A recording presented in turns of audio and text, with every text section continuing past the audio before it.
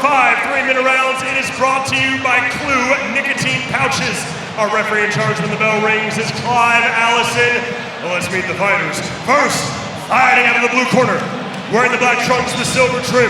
He stands 6 feet 3 inches tall. He weighed in at 173.2 pounds.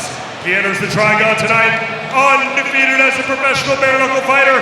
1 fight, 1 victory. And he fights out of Worcester, England. Introducing Will the Gentleman Dermietzel. And now his opponent, standing across the Trigon, fighting out of the red corner, wearing the black trunks with silver trim. He stands 5 feet 11 inches tall. He weighed in at 172 pounds. He holds a near-perfect bare-knuckle record of 4 victories versus just 1 defeat.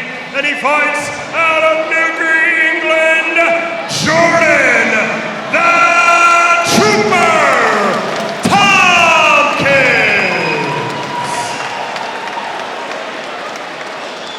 As Mo mentioned, Big Clive Allison, our referee.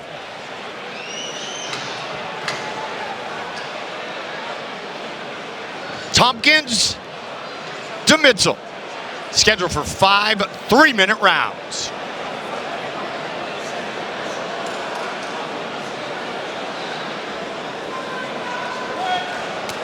Here we go. Jordan Tompkins, the trooper, black with silver trim, comes out firing.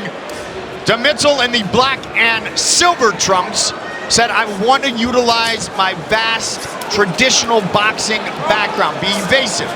Don't throw big bombs all the time. Make his shots more glove-like, if you will, to try to break down the trooper who is really swarming right now in Jordan Tompkins. He's coming hunting. Yeah, he is. The trooper is coming hunting. Tom Ross, Garrett A. Davies with me, and he is hunting Tom Garrett. That's the way he comes out, he's hunting. He'll throw bomb after bomb after bomb, hoping that one connects. Tompkins, you can see his muscularity and his power. Dermietzel changing levels, ducking under a lot of punches very cleverly. Needs to be very evasive and use his reach and height advantages. It's a very, very good fight this so far. It's going either way tonight. Interesting that, Mike, that Gareth just said he's got to be evasive. That's his style, evasive. And look at that, using long hooks. Yeah. And they're connecting to his opponent. Dermietzel, Jordan Tompkins, 4 victories, as I mentioned, and all 4 of them have been by stoppage, but it's Dermietzel who scores the first knockdown of the fight. They threw punches together. It was a counter, but it is just like that. The punch went right into the eye, broken nose it appears, and the gentleman is 2-0 inside the mighty Trigon. Ladies and gentlemen, referee Clive Allison calls a stop to this contest at 1 minute, 25 seconds of the very first round, declaring your winner by TKO and still undefeated, Will the Gentleman Dermietzel. The jab can be a very dangerous weapon, and it was for the gentleman who will visit with Gareth A. Davies. Well, what a dramatic end after 25 seconds of the bout, where you hit him with a left hook, I believe, as he threw a jab. Talk us through it. I'm just overwhelmed. Didn't feel like I've been in here very long. He hit me some big shots, good jabs. He got me on the nose, got me on the chin. Looking at his nose, you know, it's somewhat difficult to not feel bad, but this is the game, it's stand-up game, it's rough, it's violent, that's how it goes. So I'm fucking overjoyed that I won. Let's take a little look at the screen over there where we can see the highlights, Will. Just talk us through it. Yeah, I was expecting it to be a fast-paced fight from the beginning, so I was happy when it became more of a slower boxing match. And I tried to time that left hook as he stepped in, which is what I've done. And like I say, I've cracked him on the nose there. The short punches are the ones that cause the most damage because effectively it was a 6-inch punch, wasn't it? And it absolutely disfigured him and stopped him. Absolutely. I'm really proud of my performance. I've hurt my hand on it, on his face. But he's a tough man, very, very tough man. And like I said in my last fight, full respect to him. Absolutely. I'm looking forward to speaking to him at the end and show him my love and respect. I'd also like to say one thing. During my fight camp of this fight, I've had an overwhelming amount of support from everyone in the gym, from my corner team, from everyone that's looked after me and helped me, my partner Imogen, all my clients and my own boxing studio. So thank you so much to everybody. Final one, I know you called the gentleman, but the light heavyweight champions over there, Barry Jones, you got a word for him? Sorry, say that again. The light heavyweight champion Barry Jones is sitting over there, have you got a word for him? I'm not the sort of person that calls out fighters. I'm a gentleman by name and by nature. I take whatever comes and I always do my absolute best each and every time. So whatever happens, happens. I'm not going to call anybody out. Congratulations, Welterweight! And now, ladies and gentlemen, nearly 500 pounds has entered the smallest fighting surface in combat sports, the mighty Trigon. This bout is scheduled for 5 3-minute rounds in the heavyweight division and is brought to you by Vortex Events. Our referee in charge when the bell rings is Ian John Lewis. Let's meet the fighters. First, fighting out of the blue corner, wearing the black trunks with red trim. He stands 6 feet, 1 inch tall. He weighed in at 224.5 pounds. Tonight, he enters the Trigon with a bare-knuckle record of 2 victories, opposite 4 defeats, and he fights out of Burnley, England, introducing Corey Harrison! And now his opponent, standing across the Trigon, fighting out of the red corner, wearing the black trunks with blue and yellow trim. He stands 6 feet, 5 inches tall. He weighed in at 266 pounds. Tonight, he makes his professional bare-knuckle debut, fighting out of Perth, Australia. Introducing the former WBA regular heavyweight champion of the world, Lucas Big Daddy Browne!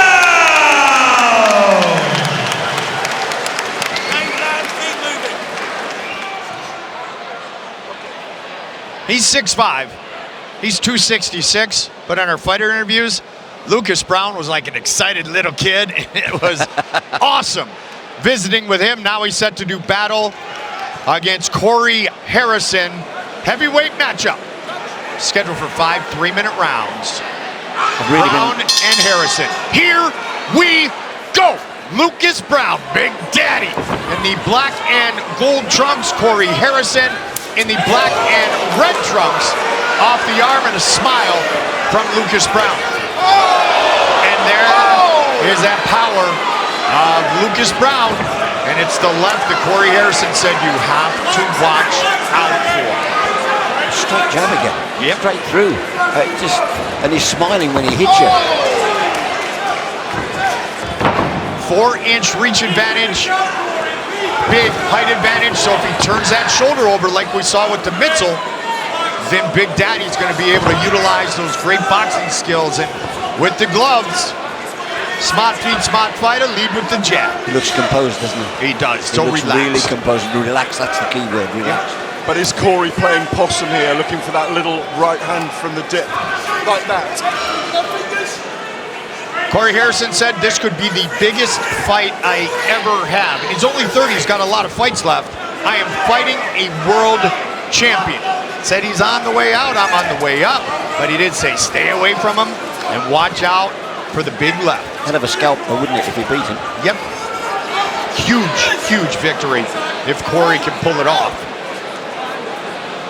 In MMA, Lucas Browne had 6 victories, finished all 6 of those wins. Talk about going into the history books and looking back. How about way back, even before the UFC days, Lucas Browne fought MMA against Daniel Cormier, the 2-time U.S. Olympian, and a big cut on with the the right forehead hand. of Corey Harrison. From a right hand, and it's bleeding like claret down his face at the moment, gents. And What I'm enjoying, Mike, you watch, for a big guy, the head movement of Browne is amazing. And as are the feints, as are his presence. And the short right there, and pouring it on. He knows he's damaged his opponent. They'll give him the 8 count. Knockdown scored by Big Daddy. They're going to check the cut on the head of Corey Harrison. This is a bad spot because it can bleed down towards the eyes. He looks so comfortable, Lucas Browne. No, like unbelievable. Like he's having fun. This is a bonus for him, Tom. This is a bonus. You've got it right. At 46 years old. He's looking through a red curtain right now. They're going to continue. Brave man. 40 seconds on the clock, round number 1.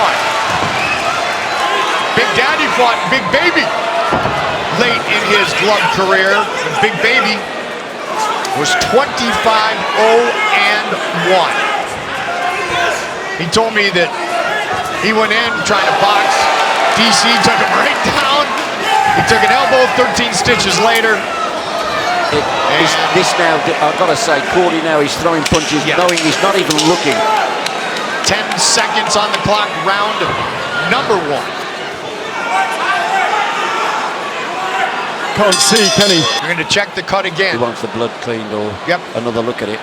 It's more like a fissure than a cut. Or whatever one of them is, it's bleeding. A large cut. I wonder if the ref will stop it. I think it's a cut. Yeah. And it's hard when it's on the head. Yes. The blood just into your eye. blood That's just the comes thing. pouring out, and it is all over. Dr. Referee, they have stopped the fight. Lucas Browne victorious. Ladies and gentlemen, referee Ian John Lewis calls a stop to this contest at the beginning of the 2nd round, declaring your winner due to a doctor stoppage, Lucas Big Daddy Browne. Big Daddy. Great show of class as always. These are truly martial artists. Boxing is a martial art. And Lucas Browne will not stop smiling. Corey's learning a big lesson tonight. Yeah, and he'll come back better for it. He'll come back better for it. Garrett's going to visit with You the don't win or lose, you win and learn. Yep. Ladies and gentlemen, can we welcome Lucas Big Daddy Browne to bare knuckle boxing?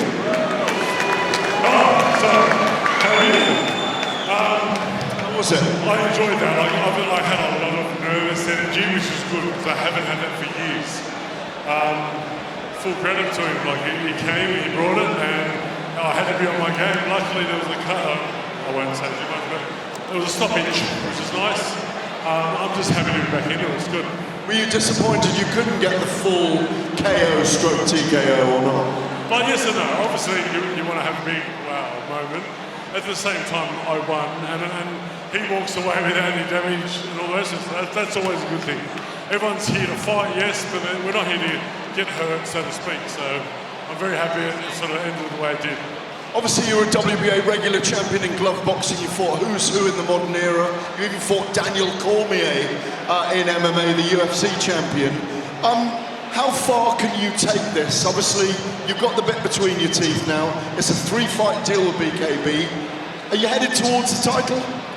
You know what? I came into this, and this is all honesty, I came into this not having any idea if I could take the punches bare knuckle. I did. I'm quite happy. So I'm looking forward to the world title at some point. I want to be a 2-time world champ. Why the fuck not? Kamil Sokolovsky was due to fight, but the illness to George Taylor behind the scenes precluded that fight from taking event tonight. You have fought Sokolovsky in glove boxing before. He's here somewhere in the arena. Would you like to fight him next? When it comes down to it, I know Camille. I don't know anyone else. It's up to the actual promotion to put it on. If it happens, it happens. I don't care. I do actually like him as a person. He's a great guy. I've met his wife and kid. But would you knock him out? I'd intend to, yeah, hell yeah. But honestly, he is one tough man and will be a great fight. Congratulations, ladies and gentlemen, Lucas Browne.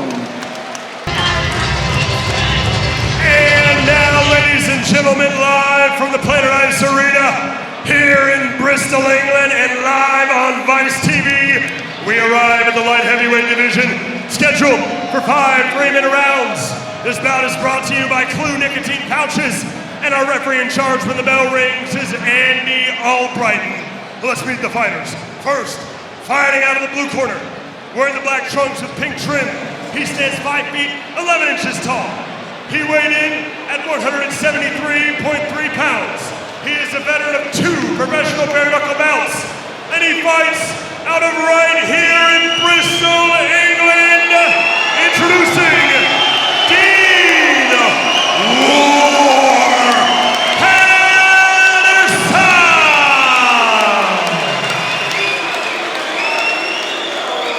And now his opponent, fighting out of the red corner, one of the most seasoned bare knuckle fighters in the world, wearing the black trunks with gold and camouflage trim. He stands 5 feet 11 inches tall. He weighed in at 170.8 pounds. He holds a professional bare knuckle record of 9 victories versus 8 defeats, and he fights out of South End, England. Introducing Paul Soul Snatcher Hilz. Heavy heart for Paul Hilz here tonight. He said, "This fight is for you, Dad." His father passed away at the start of the camp. Paul said, "I just lost my pops, David, and I am fighting for Pops tonight in this rematch against Dean Paterson." Here we go. Black and gold trunks for Paul Hilz. Dean Paterson in the black and pink trunks. You know, Paul thrives off the booze and being disliked. He thrives off it. He feeds off it. It'll inspire him. And in his corner, Simon Haycock, of course, he's got a lot of bare knuckle fighters at his gym. You know, a lot of bare knuckle fighters. He had Dan Pugmore for a long time, so he knows what he's doing. And I think he's improved, Paul. Good start from Paterson though, guys, going to the body and very tucked up. He's had a bit of success with a few strikes already of punches on Paul Hilz. Paul Hilz popped his left shoulder in the first round of the first fight between these two men. Ended up winning the fight late in the second round, about midway point in the second round, 2:46 of round number 2. They battle again here in Bristol. Dean Paterson straight out said, "The loss is what drives me in a 10-week camp," and he lives 10 minutes from the Planet Ice Arena where we are this evening. Very noticeable, sorry Tom, very noticeable that he's got massive support in here as well. Well, it's his hometown, of course. But Paul Hilz had an amazing glove boxing career, as you know. Yes. He did well at boxing. 3-3 he was, I think, at the end when he decided bare knuckle was for him. And bare knuckle is for him. 18th bare knuckle fight tonight. His first was back in June of 2019. He has literally averaged a fight every 4 months since that time.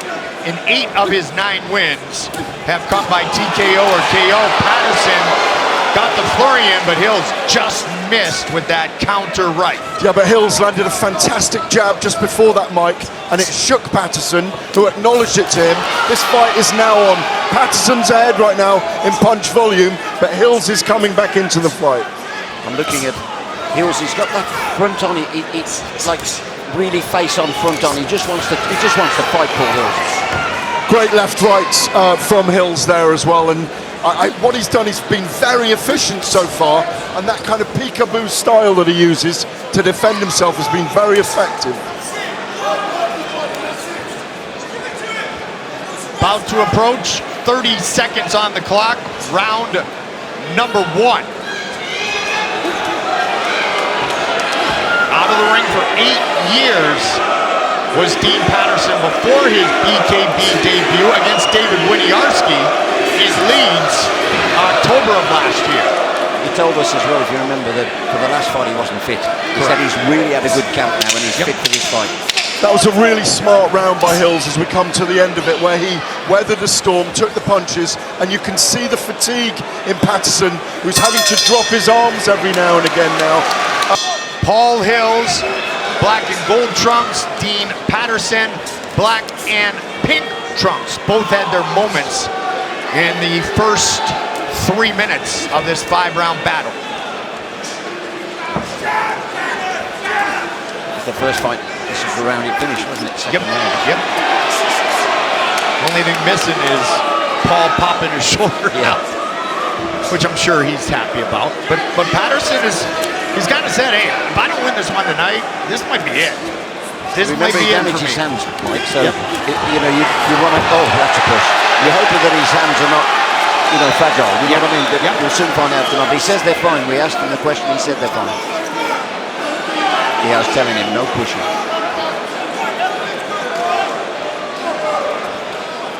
Yeah, Paul was very excited about it. He weren't going to shake hands then, was he? Nope. 50-plus fights. Paul Hilz has never missed weight. Picked up the gloves at age 28 due to that spinal condition. Didn't turn pro until 34. So many doctors said you'll never do this. Well, here he is. A decade and a half later, still doing it very well. Paterson looks good in this fight, though, compared to the last one. For sure. Really good. It's all or nothing. I do it for myself. I am self-inspired. Big battle of will and skill in the second round. He's knocked him down. And Hilz had something to say to Paterson as he scores the second round knockdown. It is all over in the second once again. Ladies and gentlemen,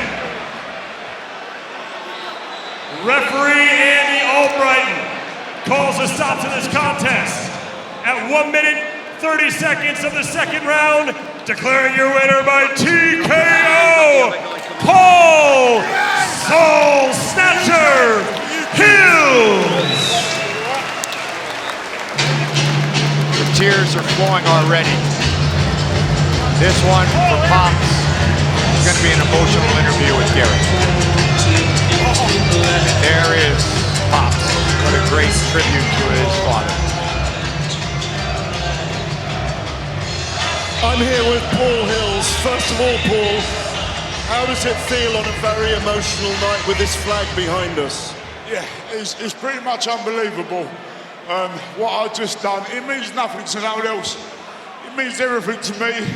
I faced a lot in this camp, losing my father, and knowing that Dean was going to come with all the people, the support, and with the bad intentions to get back his loss. Yeah, the pressure was on me. I'm an old fucker out here, I'm 44. Dean's younger, in better physical good shape. And yeah, he took the challenge in front of all you guys supporting him. He put the pressure right on me. I lost my dad 3-4 weeks ago, and it means so much to me, this whole thing. Yeah, and thank you very much, support. Thank you. Well done, Clive Ellison, too. Sorry, Gareth. Now you can truly see the poster behind him. You guys continue, please. No, we can see the poster behind us. Love you, Pops. You're always an emotional character. It's why we love you. You're starting to get props for your career at the age of 44. A brilliant game plan tonight behind that peekaboo guard in the first round and making your fight tell with the efficiency of your punches. How funny is this? I said to Simon, my coach, before we went, should I try a bit more elusive shit? You know, this, that, and the other. He went, Paul, it suits some people, not you, bruv. Stick with your hands up, throw your shots, and that is what I stuck with. And that's what got us the win, you know what I mean? Yeah, you know what, Gareth, I spoke to you, I was on it, mate. He would have to kill me dead to not make me succeed tonight, mate. How long can you go on? I don't know, I don't give a fuck. I'll keep pushing. You want to see me fight? I'll still throw everything on the line. I'm one of the most committed fighters there is. You won't see no one throw it on the line like I do against anybody in the fucking world. So I'll go along, I'll go on as long as you want me to, okay? Thank you, BYB, BKB. Thank you, everyone, okay? Paul Hilz, that's why they call him the Soul Snatcher. And now, ladies and gentlemen, live from the Planet Ice Arena here in Bristol, England, we have arrived at the Bridgerweight division, scheduled for 5 3-minute rounds. This bout is brought to you by Vortex Events. Our referee in charge when the bell rings is Clive Allison. Let's meet the fighters. First, fighting out of the blue corner, wearing the black trunks with white trim, he stands 6 feet 2 inches tall. He weighed in at 225.5 pounds. He holds a professional bare knuckle record of 2 victories versus just 1 defeat, and he fights out of Dermietzel, Ukraine. Introducing Volodymyr Skurtu.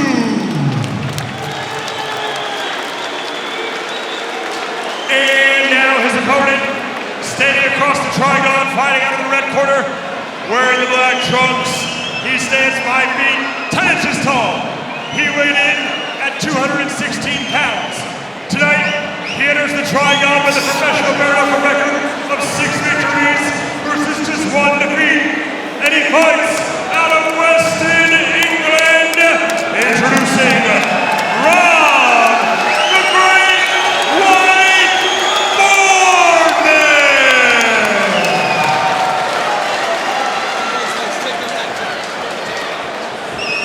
Mike Goldberg, a very special guest in Paul Smith.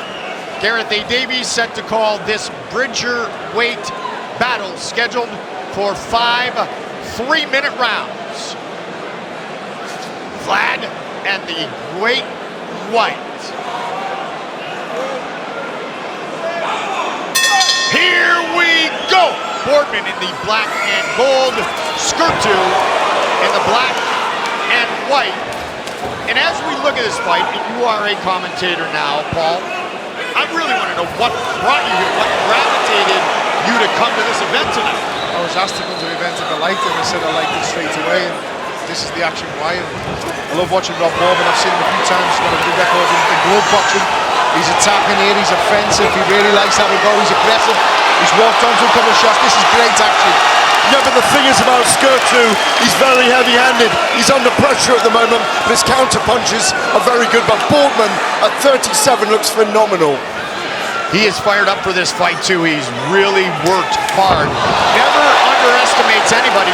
Skurtu's just 24 years old, Paul. Yeah, lovely chat there from Boardman. I like watching Boardman. I've seen him before, obviously the amateurs and the pros in glove boxing, but he's direct, he's straight to the point, he's straight lunging in with these shots, but he's just so aggressive, and he's a big lad as well. You know, he's got a fair bit of ability about him, Rob.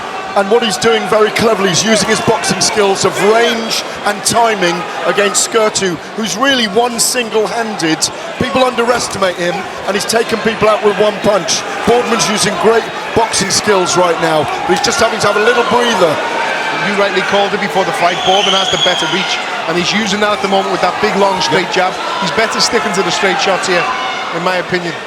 Bristol boxing legend Dean Cooper in his corner tonight, as you mentioned. Good glove background for this shot. Just landed a big right hand, and down goes Skurtu. You might as well say it, Mr. Goldie. I think it's all over. Well, it is all over, just like that. Ladies and gentlemen, referee Clive Allison calls a stop to this contest at 1 minute 54 seconds of the very first round, declaring your winner by knockout, the Great White, Rob Boardman. He didn't want to overthink things for this one, up a weight class, and he gets the win. Scored 6 finishes in his 7 fights, including tonight. He will visit with Garrett. Well, I am here indeed with Mr. Rob Boardman. You talked about soul searching as a gladiator, as a warrior. Yeah. Did you fulfill some of that tonight? Definitely, yeah. Maybe I was inspired by our interview. I mean, obviously, other things play a big part of my life, like my wife and kids. I'd be nowhere without them. It's her birthday tomorrow, so happy birthday, my beautiful wife, Becky. And I love my boys, Ron and Rue, and all of my heart. Love you, boys. And big thanks to my corner, Dean Cooper, old friend from Bristol, that was there for me years ago. And yeah, thanks. I'll just shut him now. Rob, let's talk a little bit about your game plan and the way you fought tonight. You stuck to your guns, beautiful jab to begin with, and when you had him on the ropes, you threw flurries of hooks and a little body shot just to finish him off. A flurry of hooks. All right. I don't even remember, to tell you the truth. You clearly remembered the game plan. Yeah. I mean, he can still punch. I felt him. He clocked me, and I felt it. He's a strong lad. You know what I mean? He should be proud of himself for being here in the first place. So everybody should here tonight. I'm sure everybody's having a fabulous evening. Everybody's a warrior, win or lose. You know, you got to admire it. We saw your Trigon debut tonight. How did you find the Trigon? Oh, brilliant! Yeah, perfect. Well suited for myself. You're not going anywhere then, yeah? Sorry? You're not going anywhere. No, not for a while. I'll have a few more. Yeah. Ladies and gentlemen, the warrior that is, the gladiator that is, Rob Boardman, gents. And now, ladies and gentlemen, welcome back inside the Planet Ice Arena here in Bristol, England. Tonight's home of the mighty Trigon and tonight's home of BKB bare knuckle boxing as we now arrive at the Super Welterweight division. Scheduled for 5 3-minute rounds, this bout is brought to you by Clue Nicotine Pouches. Our referee in charge when the bell rings is Ian John Lewis. Let's meet the fighters.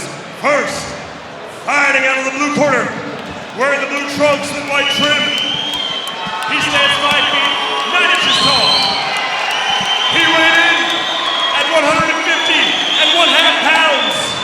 He holds an even bare knuckle record of 1 victory, opposite 1 defeat. And he fights out of Swansea, Wales.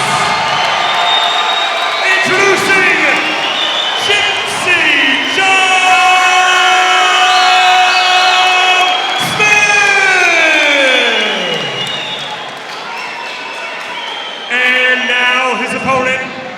standing across the Trigon, fighting out of the red corner, wearing the white trunks with pink and silver trim.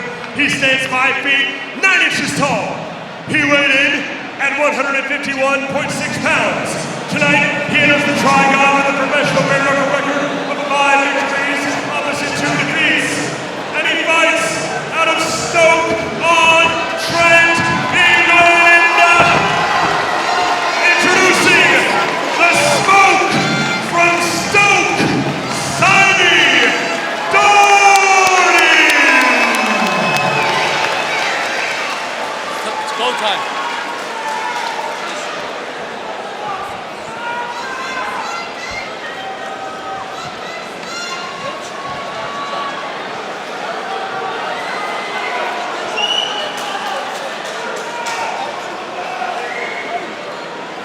Fight scheduled for 5 3-minute rounds. Here we go! Simey Doherty in the white and pink trunks, blue trunks for Joe Smith, and immediately, and you know this though, Paul, you see one of the big differences in bare knuckle, especially in BKB, and that is the utilization of the clinch in a much different way. Yeah, it is, and again, like we were saying, if you're a glove boxer, you're not used to that, that's going to take you by surprise, because for years and years and years, you condition yourself to when you get inside to relax and you're safe. Yep. And in this, you're not safe. Sometimes you're at the most danger, right, Gareth? Exactly. Yeah, I do, but I think Doherty's being really smart here by trying to tie Gypsy Joe up early, because Gypsy Joe smothers you with punches, and he's going to get his knees to try and find his rhythm. Lovely right hand by Joe Smith, though. So you get some fighters coming over with that MMA background, which is obvious, but the Thai players, the kickboxers, utilizing the plum clinch also Paul, is a big advantage, or can be utilized as a big advantage. Yeah, it's probably easier to clinch inside without the gloves on either. For sure. Big gloves getting in your way, or even small 4-ounce mitts, you still get in the way sometimes. Your hand can slide underneath the arm easily to get the underhook in as well, to then let go with the opposite hand. In his last performance, Simon Doherty was very evasive, moved around a lot, and lost the fight based on not being active enough. This time he's smothering, as I say, the work of Gypsy Joe to try and find his punches. His jab's been effective so far, and Smith looks frustrated at the moment.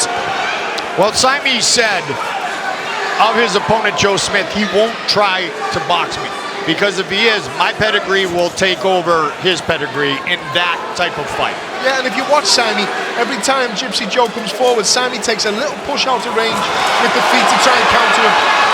Fast hands too. He does. Good to see the body shots from Doherty this time. In his last fight, he didn't throw a right hand till the third round because he thought he was winning the fight easily. This is great movement and balance from him so far. Very impressive. So Joe Smith's last opponent was Tyler Goodjohn. He was. Saturday, October 18th in Leeds. The Magic Man, the former two-time world champion, Paulie Malignaggi, comes back to bare knuckle. First time he will come into the Trigon against Tyler Goodjohn. Age is a number, I know you will say that, but you know Paul, you know his fighting style very well. What do you expect to see against a very tough out in Tyler Goodjohn? Listen, from what I've been seeing, I was in the same gym as Paulie years ago with Buddy McGirt in Vero Beach and training alongside him. He looks in good shape. Yeah. So whatever he's doing, he must be really hungry for it. Otherwise, he wouldn't do it. You know, he's got a successful broadcasting career, but he's a very, very talented, smart, clever boxer. Paulie Malignaggi, and Tyler Goodjohn is probably better in the bare knuckle than he was in the glove boxing. Yeah. He's made a bit of a name for himself. And he was a very good glove boxer. He didn't to fight anymore. Well, he was carrying a barrel for a long time. He had the cake, now he's got the six-pack. Yeah, even though the fight was delayed, he was in fantastic shape when he stripped off for the press conference and the weigh-ins when they showed us. And he's got a fantastic jab, Malignaggi, as these two go at it. Beginning of round number 2, and it continues to be a good back-and-forth battle. The smoke from Stoke in white and pink. Joe Smith, Gypsy Joe from Wales in the blue trunks. Simey looking for his first victory inside the Trigon. Very close fight, worthy of a rematch. Back in Wolverhampton in March against David Winiarski, split decision. And for Joe Smith, it was the durability of Tyler Goodjohn that we just talked about, Paul, that earned Tyler that win, because Joe put it on him and put him on it for 5 straight rounds. Yeah, he's having a good go here, Joe Smith. He's having a bit of success because Simon Doherty isn't using the feet to push out the range. He's trying to lean back out the range, and it's not far enough. Smith is still landing with the overhand right hand. So he has to push out the range for me, Simon Doherty, to try and land these counter shots. What Tyler Goodjohn did in that fight, though, was get on the inside and move from the waist and be very evasive. You can see the guy with the higher IQ in this fight, even in bare knuckle IQ, and it is Doherty. But he's got to keep the level of focus because he's going to get caught. No knockdown, but Smith did land. Not once, not twice, but about 3 times in that clinch.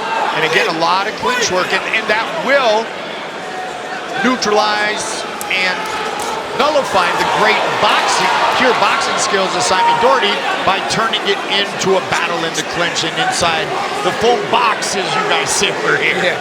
Simey is holding a lot and he is clinching a lot, but he's not attacking and being aggressive when he's holding. And that is playing into Smith's hands, in my opinion, in this round. And there's a bit of fatigue in Doherty in this round as well. A little bit skeep think out of you, right? And for years, you know, my experience was MMA. When you work in the clinch, Paul, and you know this, Gareth, because we work together, that is the most exhausting type of fight when you're carrying your opponent's weight. Yeah, you've got to be smart. You don't want to wrestle. You don't want to rough and tumble and tussle inside. You want to try and be smart. Use your opponent's weight against him. Use his momentum against him, and try and land the sneaky shot when you can. But obviously, that's in glove boxing when you can't actually hit, not hold and hit.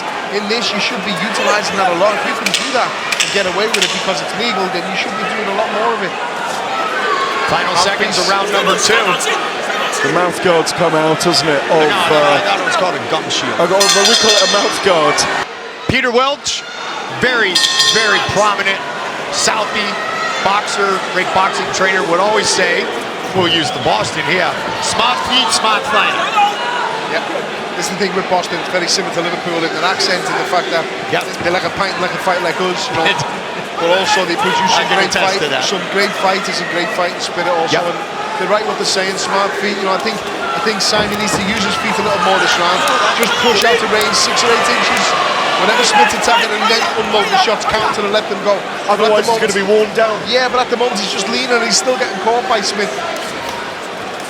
And remember the movie The Departed? Of course, right? And the scene where Leo's in prison for a half a second and he talks to somebody and like not very smart guy. That was Peter's cameo. Okay. That was Peter's cameo on the movie. He's probably still getting, $3 checks from SAG because of it. See Doherty just having a little breather there. He's blowing a little bit and feeling the pace of this. There's that boxing. If he can get the space, he can use his true skill set. And he's got some great quotes. One is, training's good, fighting's better, making love is the best. I cleaned that up for television, but this is one I know you'll like. If you don't see eye to eye, you have to go toe-to-toe. He's a clever lad. And that is how a lot of them lads settle their disputes. And as I say, I'm a big fan of it. If you've got a problem, you settle it. Hands only, you shake hands, you walk away. But this should suit Doherty right to the ground tonight, Simey. This should really suit him. And he should start feeling more at home the longer this fight goes on. And Gareth, you know this, but Paul, that is our foundation. Our founder, Donna 5000, said, all right, we're going to stop pulling out guns and knives in Miami. Let's just settle it inside a triangle made of rope at that point. But that is how we became what we are today, because Dada did exactly what you said. Hey, solve it, you guys fight, and then shake hands and then go have a beer. We don't have time to. Wouldn't the world be a better, more safer place if that was the case with Everton? Yep. More elusive work from Doherty in the last minute, guys, where he is utilising his feet, but it's to avoid punches rather than skip around this tiny combat arena. And there is a frustration about Joe Smith, but Doherty needs to press home some advantage now and actually land some punches out of this evasive movement. A lot of pressure being applied by Joe Smith throughout this fight, and when he can put the pressure on, he's having success, and when Simey has a little room, he's at you. But it's going to impress the judges that he's putting the pressure on. Absolutely. Final seconds of round 3. Good uppercut by the Smoke from Stoke. Winnie has space, right? He's creating the space with the little step onto range. He just doesn't seem to be pulling the trigger at the moment, Simon. And with that style of fighting that we've all talked about, you wonder whose gas tank is going to survive longer. And if the gas tank starts to deplete for Gypsy Joe, then Simey will be able to take that step back and use his boxing. With the judges, this style of boxing does not suit them. They like the come-forward guy. They like the aggressor. They don't always look at ring generalship and evasion as the scoring points in a round. They also don't sit 3 stools together. No, they don't. They always disagree also. Yeah. But he has a good defense, Simey Doherty, when he uses it. He's good at getting out the way of shots. He's good at tying Smith up whenever he misses, which will be frustrating for Smith. You can see him shaking his head there and having a little complaint. There we go. Wow. Point deduction for the headlock, basically. That's big in a fight this close. Absolutely. And Gypsy Joe has landed a couple of good, heavy shots this round as well.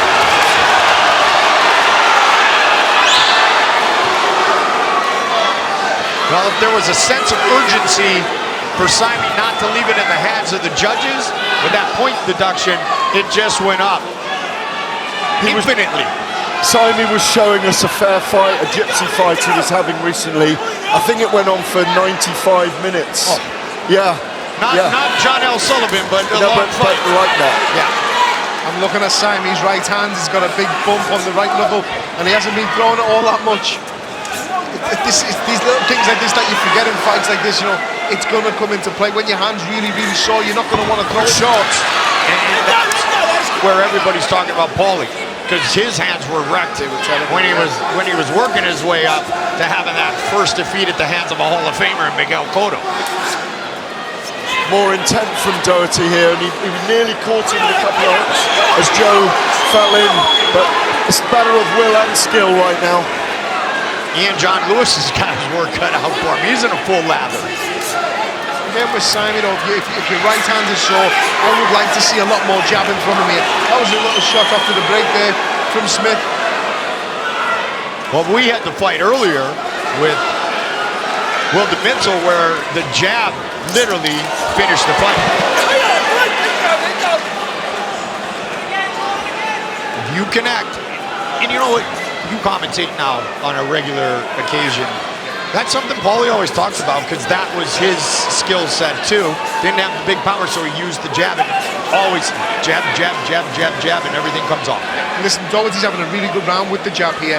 The left eye of Smith is really swollen, and it's getting to good right hand now from Smith again, just to bring the momentum back. But I do feel it'll be a 10-8 round. But I do feel it'll be a 10-8 round against him. Said before, and in the big picture, that point, like this. 3 minutes remain. Simey Doherty, white and pink trunks, blue trunks for Joe Smith. Smith looking for his second victory inside the Trigon. Doherty looking for his first. Weirdly, Mike, Paul, I thought Smith was going to be the frustrated fighter in this contest, but I think it's actually Doherty right now. Joe said all of his family is here in attendance. He was going to try to box more. Welsh bare knuckle hybrid champion. He's dedicated to training, and he was ready for tonight, and he looks it, as does Simey.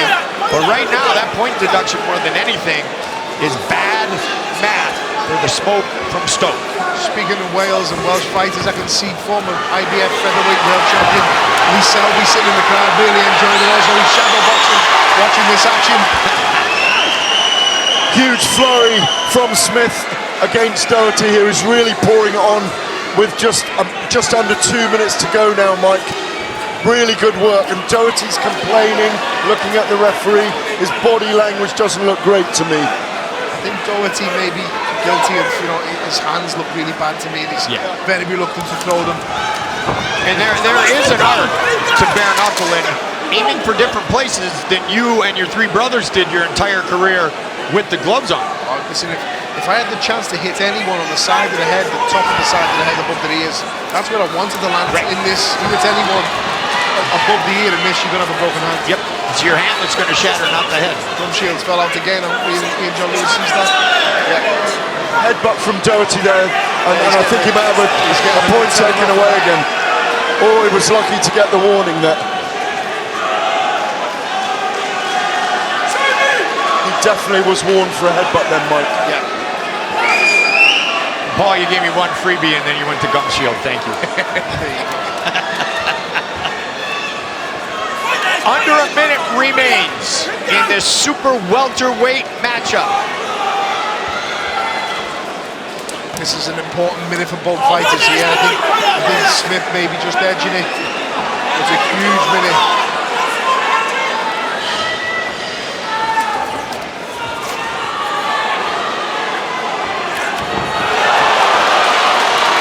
Seconds.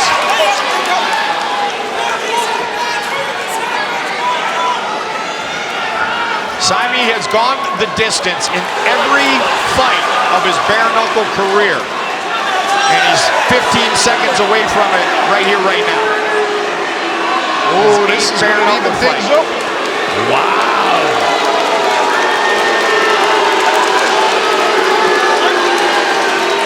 You could say that is a huge mistake, intentional or unintentional, or I should say, in respect to Joe, unintentional or intentional, because now the points are even with the deductions. One for the headlock and one a moment ago against Gypsy Joe. Final seconds of the fight.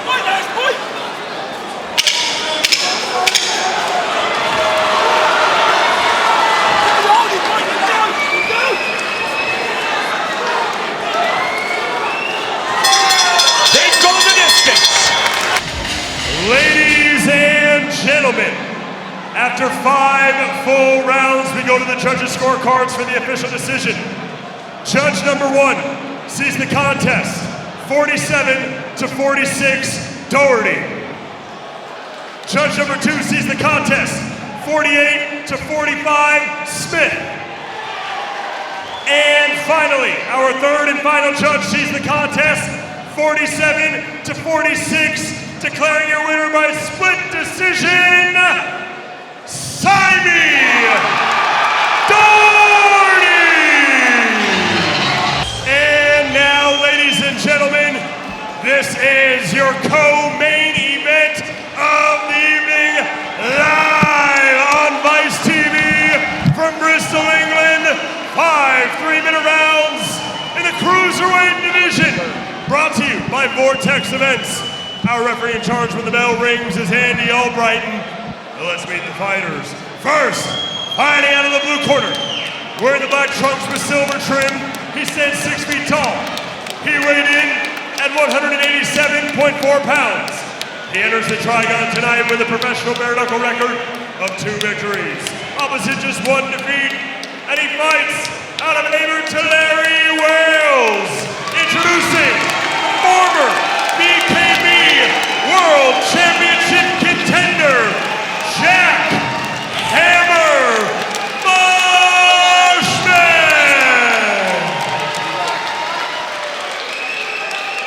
And now his opponent, standing across the Trigon, fighting out of the red corner, wearing the red trunks with green and white trim, he stands 6 feet tall. He weighed in at 186 pounds. Tonight, he enters the Trigon with a professional bare-knuckle record of 10 victories, opposite 4 defeats. And he fights out of Townell, Swansea, Wales. Introducing the former BKB World Champion, Dan Lerwell.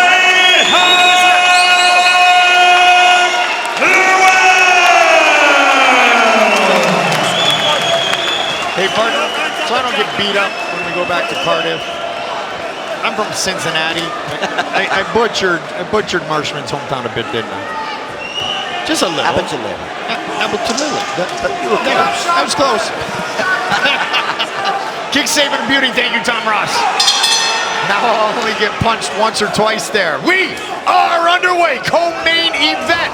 Footwork early being showcased by Marshman in the black trunks, red, white, and green for Lionheart. Both men with 2 victories inside the Trigon. Both men have had title fights against Cub Hawkins. Dan had his jaw broken in the last fight and still won. If you remember, he told us, Marshman, he said to us, his weakness was the head movement. That's a real problem against a big puncher like Dan. Lerwell's already landed 1 big right hand. Lovely head movement and feints from Marshman. Big hands from Lerwell. This is the power. It's over. It's over. And down goes Marshman.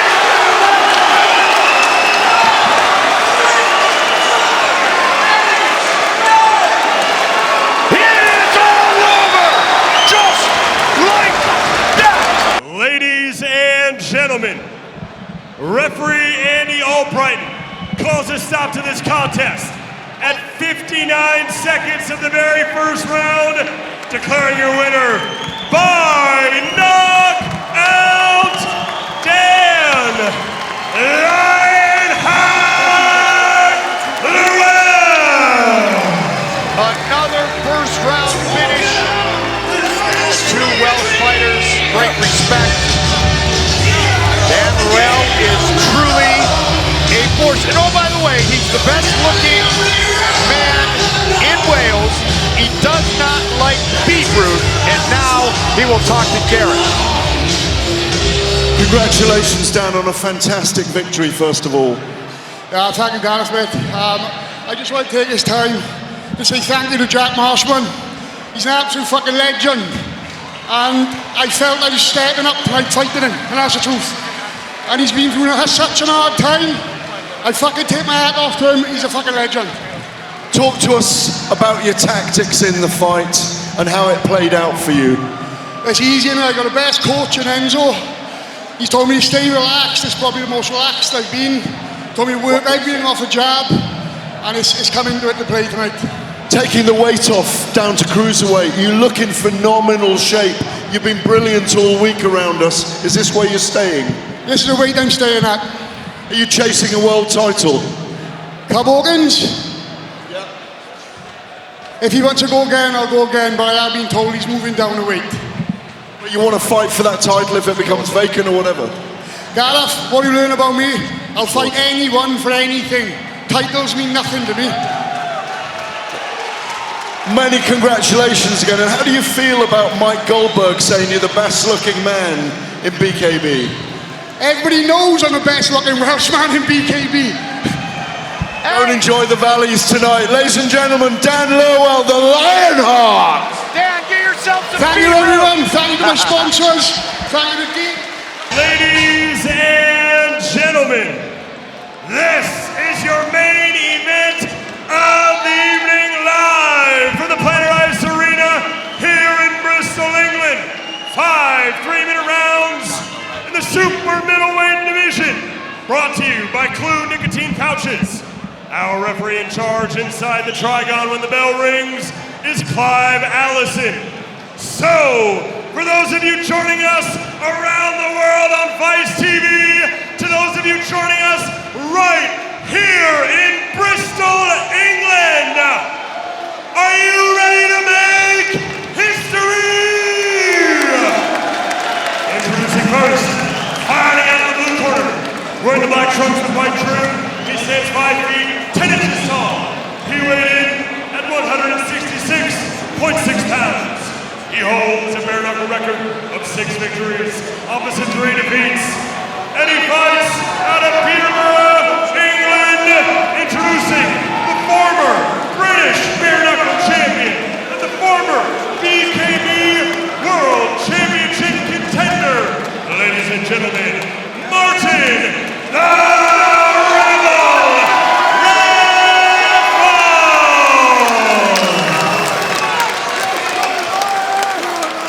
And now his opponent, standing across the Trigon, fighting out of the red corner, wearing the black trunks.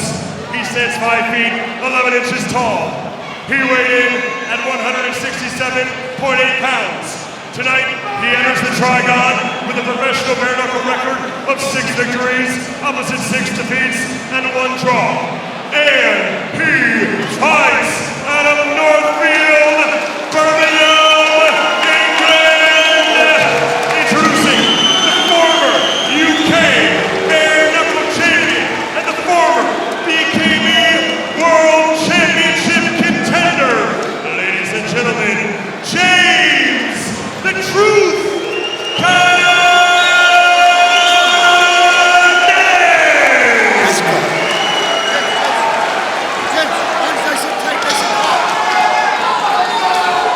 Okay, gentlemen.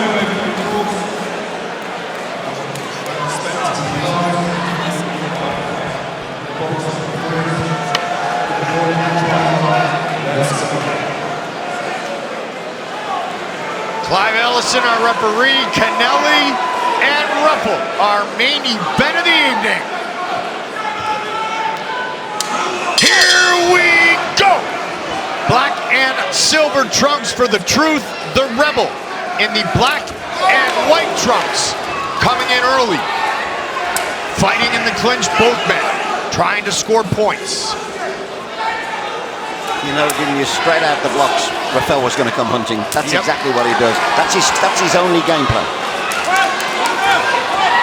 And that may be the best kind of game plan to have against James Connelly.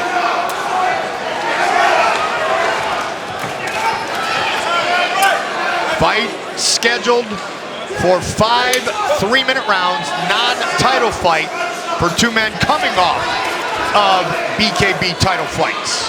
Interesting, Mike, that Clive doesn't want them to clinch very much, and he's pulled them apart almost 3 times already. I think if you clinch but don't punch, it will split you. You've got to clinch and punch. But they were the first time. Yeah, the first time, yeah. That's what you've got to do is punch. If you don't punch, he'll split you. You know, there was that delay because of the New Mexico State Commission when Connelly and Smash were going to fight at first. So it was like an 11-week camp, James said.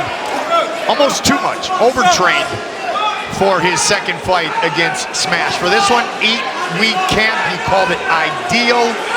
And much like Aaron McCallum took care of the diet of Martin Reffell, for the first time, James Connelly worked with a nutritionist in preparation for a huge fight here tonight. It's working really well for Reffell so far. He set the pace and the tone of this fight, and James got nothing other than having to reply to the rash of punches and smothering the tactics. I think in most fights like this, the better boxer will have to wait because he knows what's coming, so he'll just take it in his stride, keep it going. Now he'll start to open up eventually. Like he did then, Tom. Connelly has only been stopped one time in his bare-knuckle career, and tonight is his 14th professional fight. And Tom, you called the fights, but it's worthy of note. It was in the prize fighter tournament. He had defeated Sean George, then came back for the second fight that night, and Connor Tierney stopped him. But that was because he'd come in at 2 fights consecutively. He took it out of him. That was if they'd have been the next day, it would have been a different matter, I'm certain. Exactly my point. Thank you for helping me look smart, which is not an easy task. I know, I've tried my best. You're still giving me a ride home though, right? Connelly's gum shield or mouth guard punch straight out of his mouth by the left hand. A Reffell lands back into his mouth straight away.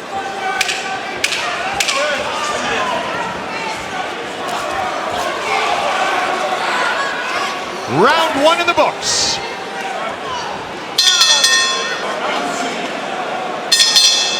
Round two. The truth in the black and silver, that's James Connelly. The rebel in the black and white, that is Martin Reffell. Good frenetic pace early. Reffell landing over and over again, but a good counter thrown by James Connelly. In that first round, Reffell has fought as well as he has done. Yes. He was absolutely super. But Connelly is a tough old bird. He can take a punch, and in BKB you have to be able to take one. Absolutely, and to give one. Much to your point, it was the tournament and multiple fights, the only night that he has been stopped. He wasn't as fit as he is now. Then, yeah, that's a great point too. Both men, I would venture to say, are in the best condition of their life when you consider they got the nutritionist involved. They're in that modern era of training now. Absolutely, and Connelly's brilliant for his age, and he's slipping and sliding out of range, using his hands and his arms to defend himself, but he's finding really clever punches as well against Reffell. Like that, just a little chopping jab to keep Reffell at bay. This is lovely work, body shots, love his work. He's so brilliant to watch. You're calling that because Reffell's older. Yeah, well, 1 year different, 1 year different. And he's looking... I got Martin at 38, unless I messed up. But you wouldn't say they were the age they are. Well, yeah, because the Rebel's all, like, young. Yes. And that's not to say Connelly's old, but, you know, Martin's got the young haircut. That's me out the race. There you go. Again. Great work by Connelly in this round, gents. He really is taking over at the moment. He's got a swelling underneath his left eye there. He does. But look at him working behind the jab. And it's something he said he was really focused on in this camp, being boxing-centric, working off the jab, and he's brilliant right here. And he's throwing punches going backwards as well as forwards, and that's such a skill. Well, counter-punching on reverse is a big skill. Yes. But for me, he looks more composed now, Connelly. Absolutely. He's stopped. He's decided, I don't want to tear up. I'm going to jab and work off the jab. Now, Reffell won't allow him to. It's always about levels, isn't it, in these kind of fights? Always. They're both at a very high level in this one. Equally experienced. Both have enjoyed success in their bare-knuckle careers. Fight number 10, bare-knuckle for Martin Reffell. Fight number 14 tonight for James Connelly. There's some blood on the back of Connelly. I think that's from Reffell. Yeah, I think it's his ear. Yep, his ear. We see that in MMA a lot with the cauliflower ear, but tonight we see it in bare-knuckle boxing. Lovely hooks. And Connelly went right back there, not once but twice with the right hook. We said when he stops brawling and stands back and fights, then he's a different fighter. But a great, because he's keeping him at distance and jabbing and working off the jab, which is a boxing technique. Oh, he wants a cut looked at there. 9 fights for Reffell. Why could 3 they not do that, finishes Mike? as they check the ear. Why couldn't they do that during the break? That's fair. The battle continues, our main event of the evening. Black and silver for Connelly, black and white for Reffell. That jab's working for him now, for Connelly. Yep. Oh, well, a great right as well. Yep. He caught it with a jab in the eye, and Reffell held it. His ear is bleeding. I mean, we say often, Mike, and the jab is the rangefinder. Then you can work off it, and that's what he's doing brilliantly since that first round. And he's stepping into the jab, extending his reach, and it's working. it's the foundation punch, and he's using it beautifully in this round. And we talked a lot with Paul Smith about it, how this sport has evolved. And Tom, you and I called it when it was not quite the talent level that we see today from a boxing perspective. Correct. Now we're seeing everything they do with the gloves. They just don't have gloves on. The mix is brilliant now. Technique, brawling ability, everything. Connelly's showing all of that, what you're talking about right there. Now really enjoying his work, sticking his tongue out at times at Reffell. Great work. Paulie Malignaggi is going to have to use the jab a lot when he goes into his fight with Tyler Goodjohn, I hasten to add. Because Tyler Goodjohn uses the jab to perfection. Absolutely. So does Paulie Malignaggi. Exactly. That's what I mean. It's too great. Touche. Yep. Double jab, right hand from the truth. See how much better he's become, James Connelly, since he stopped brawling. No question. And not just the double camps, if you will, for Smash, just all the emotion. Yeah, that, which takes your energy, by the way. Yeah. Now I got blood on my foot. I have as well. If you don't get blood on you haven't been at a BKB event, Trigon side, have you? My dry cleaner, they think I'm really weird. Bringing in these bloody shirts, like the cops will be around your home. Spot here, spot here, spot here. Do they check your fangs when you go there or not? I just run right out and hope they can get it out of my nice shirts. Under a minute, round number 3, so past the midway point of this 5-round battle. I think Reffell is having a word with the referee, but Reffell is at his worst when he's actually behind and he knows it. He'll become aggressive, ultra aggressive. Yeah. To the point of putting himself in danger, right? That's the key. Connelly's dominated this round, I hasten to add, James. Connelly says, bring it. He's just hit him on the chin and Connelly laughed at it. This is a different James Connelly. 100%. And he's had a ton of success. This is a totally different James Connelly tonight. And he's breaking down Martin Reffell systematically. The boxing technique. Look at the head movement. And movement, head movement, feet movement. He gets in and he gets out.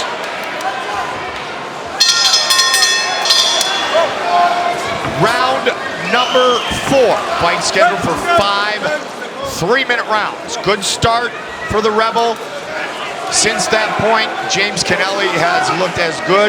I've not called all of his fights like you have, Tom, pretty much. But he looks better than I've ever seen tonight. He was always a decent amateur boxer. Yes. Right? Yep. But now he got into the brawling and all the rest of it. Now he's putting that boxing technique with the brawling ability. Martin Reffell knows and his corner know that he's 2 rounds to 1 down, or even 3 down if you give Connelly the first round. He's definitely 2 rounds down. But the thing, or 2 rounds to the bad. But the thing is, Reffell has to go for broke in this round, in my But do you not think going for broke, what he has to do, his corner will be telling him, listen, he's outboxing you, spoil it. Be a spoiler, Exactly. spoil the fight. Make it a dog fight, make it a roughhouse brawl. There you go, that's what he's got to do. 64 amateur glove boxing bouts for James Connelly, 51 victories. There you go. But Reffell, in a brawl, he can match with anybody. No question. Well, you know what? Championship fights and championship caliber fighters, as we have in our main event right here, right now. They bring out the best in each other, and they then showcase some of the best in the world. The great thing about Connelly is that he is looking for a finish as well. It's not that he only wants to win on points. He is looking for that finish. But he won't take risks. Absolutely, the whole time. He won't take risks. Yep. Intelligence defense and intelligent offense. And when I asked him in the fighter meetings, and you guys were obviously there, I said, hey, I don't want this to come off the wrong way, James, but you're such a great fighter. You've been around so long. Why only one knockout? That's exactly what he talked about. Yeah. Tom and Gareth is fight smart, protect my hands, protect my body. Protect his face. Yes, protect his face. Reffell is very tired now, getting heavy. fatigued, getting frustrated. That comes from and Connelly looks as fresh as he did at the start of the fight. You know when you're hitting this energy. Oh, lovely left hook from Connelly. It's so beautiful to watch. Almost more energy to miss than it is to land a punch. No, it is, without a doubt. More energy used when you miss. And when you're moving your head trying to get away from a guy who's just putting together a great boxing clinic. It's actually a good fight. It really is. Very Southpaw for a second for James Connelly, but just for a second. Big swelling under his left eye though, James. Slipping Might punches. have been why he went southpaw for a second, but he went right back to orthodox. Yeah. And he just caught Reffell with a nice left hook. You know, Reffell hasn't given up. That's what's so brilliant. He still knows, as you know, Tom, you've called so many of these fights. So have you, Goldie. One punch can change everything. Everything. You never know. Martin Reffell, I don't believe in game over until the game is over. Round 4, coming to conclusion. Someone said it ain't over till the fat lady sings. That's right. Black and silver for Connelly. Black and white for Reffell. Connelly looks as fresh as he did during his walk-in. Changing levels, gets a smile from the Rebel, but Martin knows. He's smart enough to know, he's been around long enough, he knows what he needs to do to win this fight. And has the ability to do it. He does indeed. That said, only one man has ever done it to Connelly, and that was his second fight in the same night.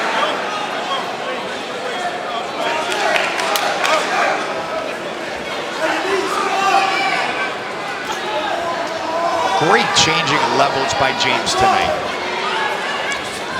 Brilliant focus, yeah, exactly.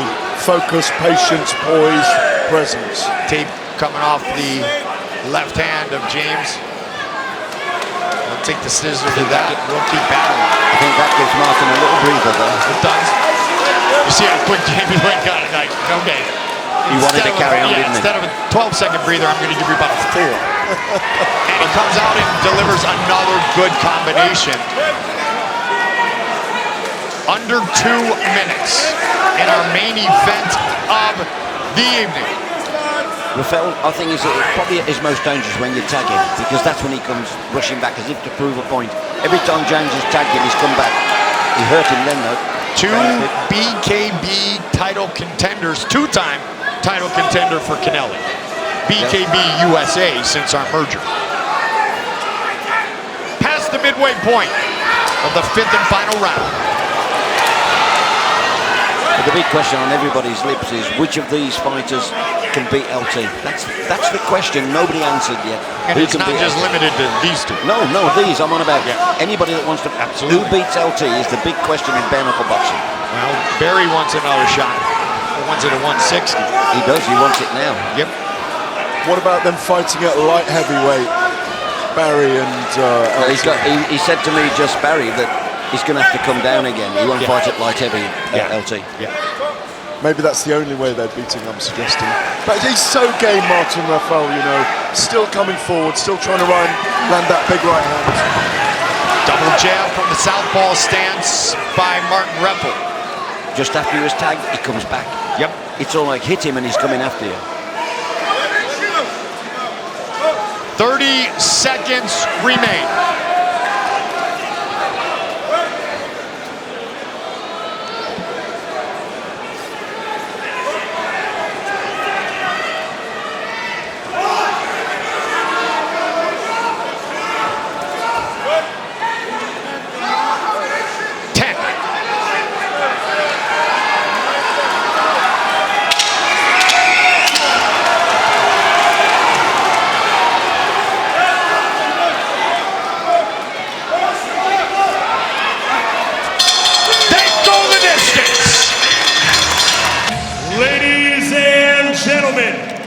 After 5 full rounds, we go to the judges' scorecards for the official decision.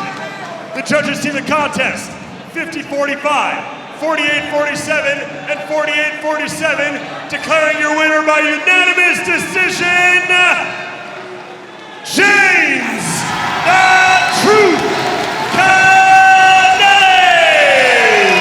One of the judges said that Connelly pitched a shutout. 50-45. Unbelievable. To be fair, the first round we thought might have been, but you can see how they come to that conclusion. And I'll tell you, I bet you, without knowing, I bet you that's the ex-BKB boxer that's decided, because he knows what it's like in there. He's probably given the 5 rounds, because James was awesome tonight.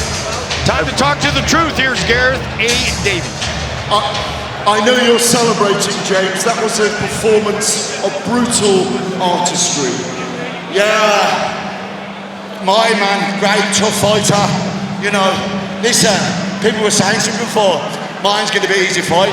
I looked there for, no way. Mine's a threat to anyone. He's a threat to anyone in any division. So I'm thankful to him and I had to put a performance on him. 2 of the judges had it 3-2 to you in rounds. 1 judge had it a shutout, as you heard there.